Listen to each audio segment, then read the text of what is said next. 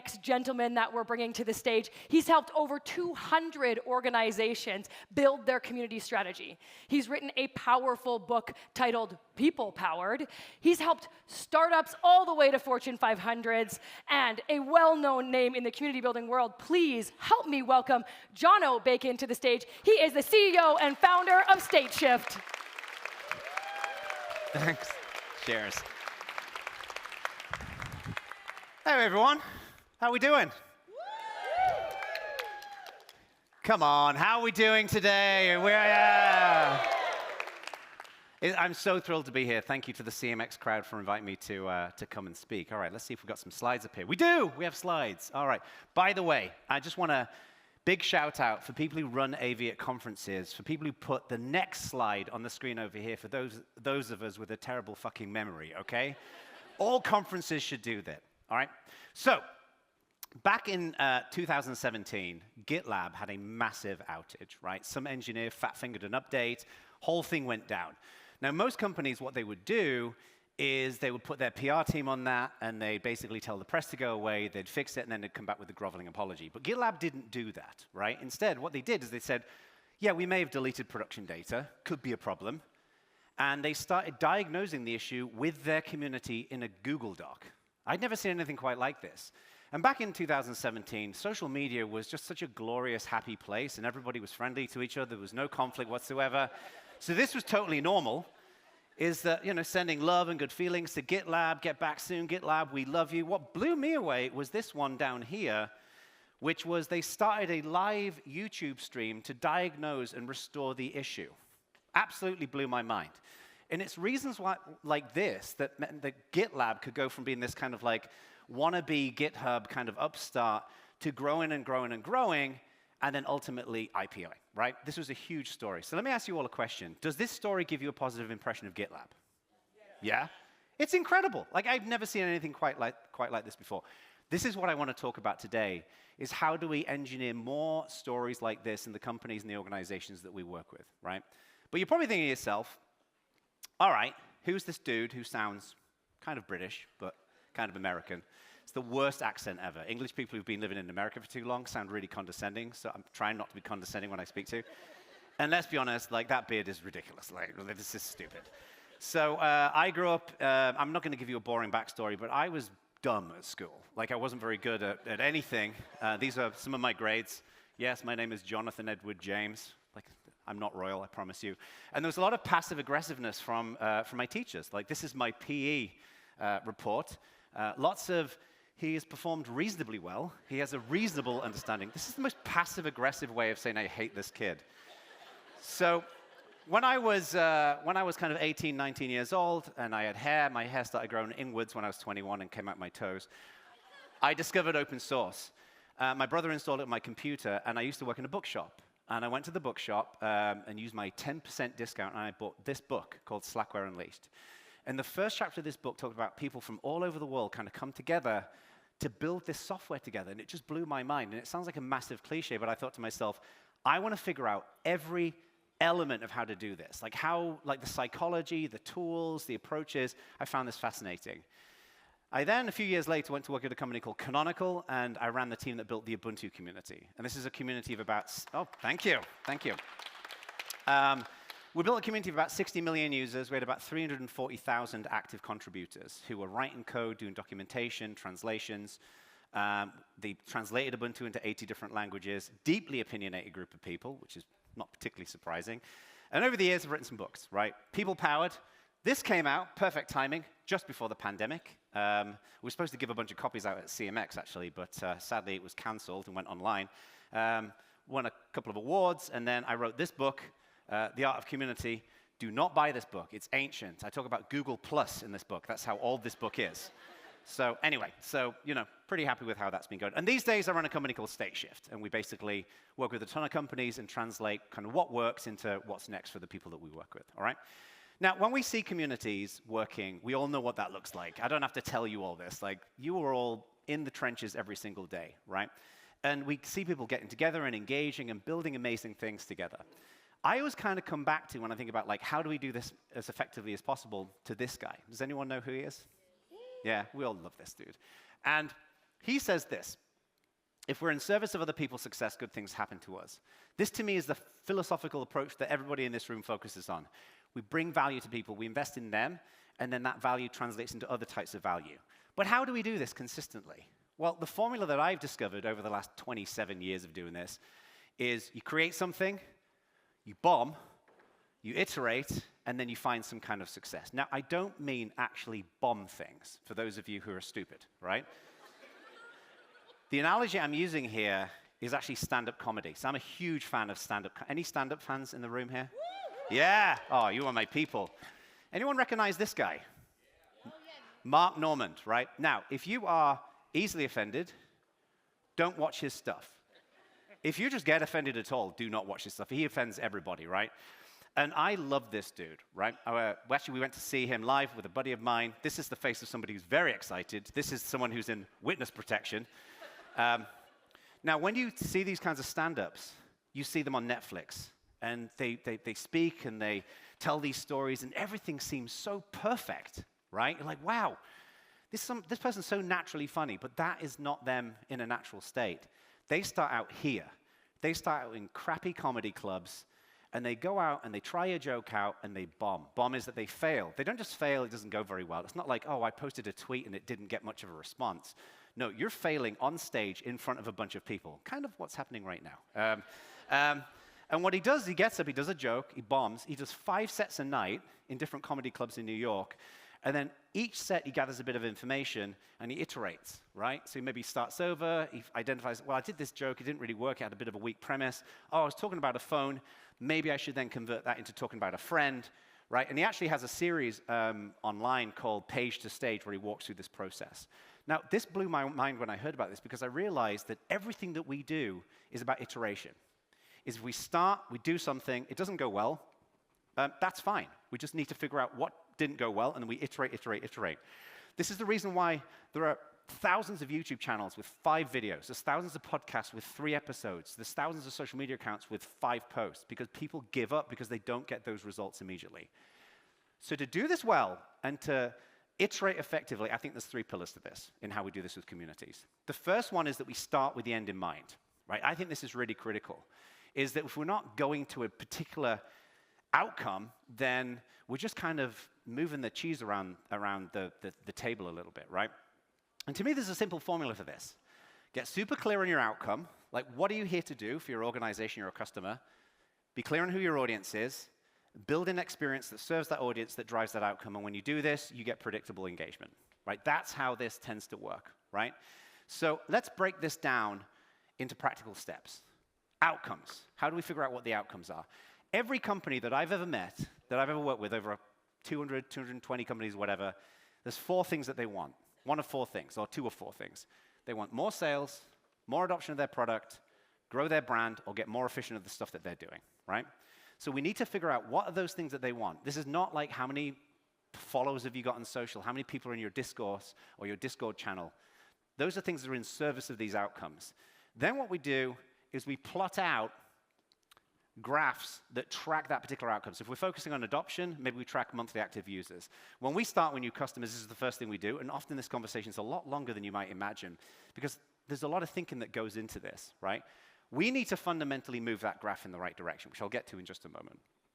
But what's critical here as well is one of the things that I was just chatting to Danny about this earlier that makes me sad about our industry is we have founders who come to us all the time and they say, I hired a community manager or a DevRel person, they haven't done shit in a year, can you help us fix that? And in some cases, that person hasn't done shit in a year. But in most of the scenarios, what's happening is that person's doing great work, but it's not connected into the outcomes of the business, so there's not seen as an investment in that work. So what's critical here is that you report regularly. We recommend once a quarter. We send those results out. We actually have a template we give our customers. It's not rocket science in how to do this, but you talk about the qualitative and the quantitative value that you're delivering. This is crucial, right? Otherwise, you know, this is when people will say, well, why are we doing this? What's the value that we get out of this? All right? So this is the outcome. Then we talk about the audience. And I think this is absolutely essential. We get super clear on who our persona is. Now, this is, again, not particularly rocket science. This is an example of a persona template we work with our customers on. To me, the most important stuff is down here, right? In 1979, there was a study done that found that losing a $20 bill is far more jarring than finding $20 on the floor, right? Loss aversion is big for us psychologically. Likewise, pain resolution is way more important to us than gains. If there's two people in front of me and I'm a dentist, and someone wants to get their teeth whitened and someone has got toothache, who is going to hunt me out more quickly as a dentist, right? It's the person with the toothache. So getting clear on this then drives the kind of content and engagement that you push out that will drive towards the outcomes. So this is super critical as well. And then when we get into the experience side of things, a lot of people will come up with these like super elaborate ways of building communities. And to me, the most important thing, the bit of the funnel that is always the most broken is the beginning. Somebody just signed up, massive drop-off, right? So what I always recommend is you do what Microsoft did, right? Build a monopoly. No. What you do is they had a rule, and they basically said, like back in the old days when software came in boxes, right? They had a rule that from taking the shrink wrap off the box to doing something useful with that software, you had to be able to do that in 10 minutes. We should be benchmarking our communities on the same thing. Someone signs up for your community platform, great. What are they going to get? What value are they going to get out of it within 10 minutes? That, I think, is one of the most critical things that we need to focus on, okay? A couple of examples of this. This is a company we work with, Loft Labs. They were struggling to kind of get people into the top of the funnel. We recommended this set up a newsletter, got to 3,000 subscribers in a couple of months, delivered an outcome for that audience really consistently, right? So that's the first pillar.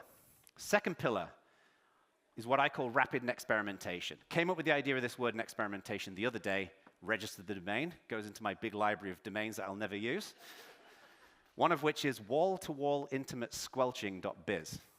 That was a drunk purchase, as you might imagine. So what does this mean?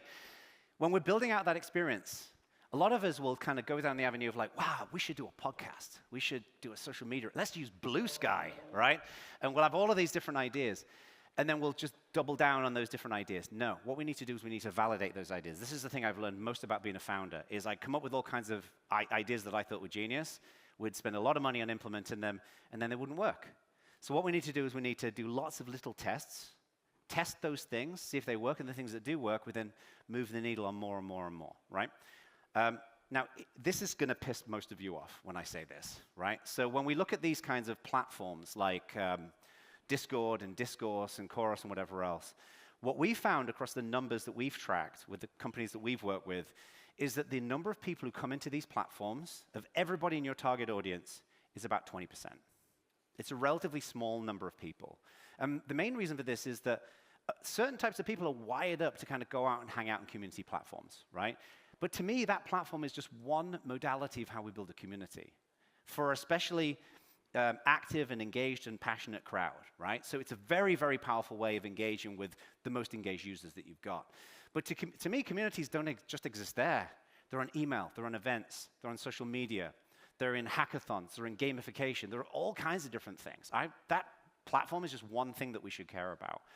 So experimentation is figuring out how do we engage the community across this different landscape of tools that we've got available to us. Let me give you an example. So years ago, I thought I wanted to play around with email, because I've never really played around with email automation. I looked at the emails in my inbox, and they look like this. They're just hot garbage, right? It's just basically a flyer that takes you off to a blog post. So I started looking through, like, well, what are emails that I think are really cool? And I found, like, this one from Ryan Holiday at the Daily Stoic. This is from Superhuman, which is a moderately overpriced email platform. But these are phenomenal emails. There's high levels of value baked inside of the email. So experimentation, or nexperimentation, is I wrote a couple of emails, popped them into my email automation platform, which is Kit, now Kit, used to be called ConvertKit, and then started looking at the numbers. These are some of the numbers, right? Now, you usually will evaluate email based upon open rate and click rate. As a benchmark, usually, industry standard about 22 to 24% open rate. Click rate is usually 2 to 4%. So these were clearly overperforming, which was great. So the hypothesis was proven that email is a platform that people care about. But why is this one getting 41%, the podcasting one, and why is, you know, the 10 ways up your public speaking one getting 34% in terms of open rate? Well, part of it's the title, but then I thought maybe it's giving out guides. Maybe it's podcasting and media platforms is what people are interested in. Test, test, test, and then move all the higher performing ones up to the top of the funnel, right? So I think we need to do this on everything. Lots of little, it took me 10 minutes to put those emails together. It would take 2 minutes now with AI, right? But this is, I think, how we then build out the ultimate funnel that maybe gets to the outcomes, such as adoption. Yes, we're going to point people to Discord or Chorus or whatever. We tested email, and then maybe the first start of this is YouTube, right? So I started playing around with YouTube. Another way of experimenting was to figure out, okay, well, how do I make titles of videos compelling to increase your click rate? Here's an example. This is using a tool called TubeBuddy, or TubeBuddy for you Americans. So this, why your GitHub project is failing and how to fix it. 2% click rate. Switch it to this. Every GitHub project needs to watch this. Double the click rate from just changing the title. So my message here is test, test, test, test. And then what we do, lots of little tests, and then we'll figure out what's working, what's not working, right? A good example of a company that's done this is Dragonfly. We worked with them. One of their goals was 25,000 GitHub stars. So we kind of worked with them to map out how do you navigate to that? What are some of the things we want to test? It took them a while, but they hit it. Another example is Bentley Systems. These are a fun client because they're building in internal communities of practice. And my first piece of feedback to them was, your community is really boring. Nobody wants to join this. And they started playing around with scavenger hunts and things like that. People loved it. And it massively impacted their capabilities within it, okay? All right, so now let's move on to our third one, right? So start with the end in mind, next experimentation over and over again, but the third one I think is the most important one, is we have to differentiate to stand out. I think one of the problems we face, in my mind, with our current online culture is that the internet's saturated. There's too many videos on YouTube. There's too much social media. There's too many events. Right? I'm just glad we're all here, because this is an amazing event with an amazing team that puts on an amazing event. You should give them all a round of applause, by the way, because this is a phenomenal conference. But why is this a phenomenal event? Because you're all here, right? Where do you get this group of people? You don't get this group of people at other events. They differentiate with the CMX Summit, right? So to me, what's critical is we've got to weave things differently. I'll give you another little example of this, right? So email. We talked about email earlier on. One of the things I wanted to test with email was, most time when we see an email and it's got unsubscribe in the bottom of the email, we think it's coming from a computer, that there's no humans involved. They weaved it together, and then humans are ignoring it. It's just an autopilot. So in my emails, I always say to people, hit reply. Tell me, if you're using this, or if or any challenges you face with this. While I was putting these slides together, I got an email from somebody. This guy, Will, and he said, thanks for sending this. I'm curious, how do you define success in these emails? So I went and responded to him and said, thanks for reaching out, glad you find them useful, blah, blah, blah, open click rate, boring, boring, boring. And then he replied back to me, ignore the starstruck thing because the guy needs to get out more, but I blacked out the thing that he's talking about privately. My point here is we're switching out, we're differentiating. It's not just, I got an email and I'll just ignore it because it's an automated email. No, we're saying we're changing the recipe and how we do these things. I also tested, weirdly, sending Loom responses to people. If you're not using Loom, everybody should use it. Basically, you record a video, and it uploads it to a page, and you get a link, and you can just send them that link. This is great for those of you like me who hate sending emails, because I don't like typing. But look at the timestamp on all these. 2 minutes, 2 minutes, 1 minute, 1 minute, 1 minute, 2 minute, 2 minute, 1 minute. These I can plow through 8 of these in next to no time. But what happens? They get the email, it says unsubscribe, they're not expecting a response. Then they get a video from the person on the other side, talking to them, saying their name, sharing something that might be helpful, completely reframes our association with that brand, with that person. I'll give you another example of differentiation. We run, with our customers, we do live events every Tuesday in California time. And I was thinking about live events. What do we all hate about live events? 45 minutes of slides, 15 minutes of Q&A, everyone's got their cameras off, right? So it sucks. Nobody wants that, because we're all doing our email and vaguely listening in to somebody drone on about something. So I thought, well, let's rewire this. So first thing I always do is I say, everybody, turn your bloody cameras on, right? This is an expensive meeting. We're all here. Let's make it worthwhile for everybody. And then secondly, I give people a link to a doc where they can go and add in what do they want to get out of the session. So in the first 3 minutes of the session, I know what they want to accomplish, and we do upvotes to figure out where there's commonalities of insight and interest, right? This is all about, we're taking what we're already doing, email and events and blah, blah, blah, blah, blah, but we're switching it up a bit and making it more interesting. To me, this is absolutely key. And we can also get super fun with this, right? This is going to sound weird, right? So I used to do a podcast years ago, and we used to do a live event. And we wanted to do like a lightning talk session where somebody gets up and they do 3-minute talk, right? And we were trying to figure out how to, like, who would MC it, right? And when I was growing up in England, there was a company called the Rank Film Corporation. And the little bit at the beginning of the movie, like the MGM lion, they had a guy all oiled up in a pair of little pants who would hit this massive gong. And they do crap spaghetti westerns, was the kind of movies they do. And I was like, I said to my friends, wouldn't it be cool if we had like an open source luminary in a pair of pants in front of a gong, oiled up, emceeing the event? And they were like, that's a stupid idea, we should probably try it. So we did. And it worked really well. We ended up doing like 3 or 4 events. It was super fun. My first list of people who I asked to be in the pants all said no. So we started leaning into our friends. Interestingly, this woman over here, this is my wife, Erica, of 16 years. This was the week we started dating. So you can also marry people with this technique as well. My point here is, like, be different. Try new things, right? It's okay to get up and bomb and try new things, right? So these 3 pillars, I think, are fundamental. Like, start with the end in mind, next experiment, and then differentiate. And I think the reason why this happened with GitLab is because they did all of those different things. The CEO of GitLab, Sid Sijbrandij, is a friend of mine. And I was actually asking him about this in preparing this. And he was like, I just felt like I wanted to build a company that was different. I didn't want to build the same company that everybody else is doing, because then I'm playing by their rule book, right? This, I think, is absolutely fundamental. But it's easy for me to stand up here and say all this stuff, but this is hard. And you're going to experience what Mark Normand experiences, right? You're going to have days where you're like, why am I doing this? Should I be doing this? I'm a massive failure. I'm not moving the needle. You know, that thing that Bacon was saying isn't really working for me, right? I'm dealing with all of these other externalities. People I work with, my boss is a bit of an asshole, blah, blah, blah, blah, blah, blah, blah. These are all the challenges that I'm facing. But let me tell you a story that I think will hopefully encourage everybody here to stay on the course. How many of you are familiar with this guy, Marques Brownlee? He's a YouTuber, yeah? Phenomenal YouTuber.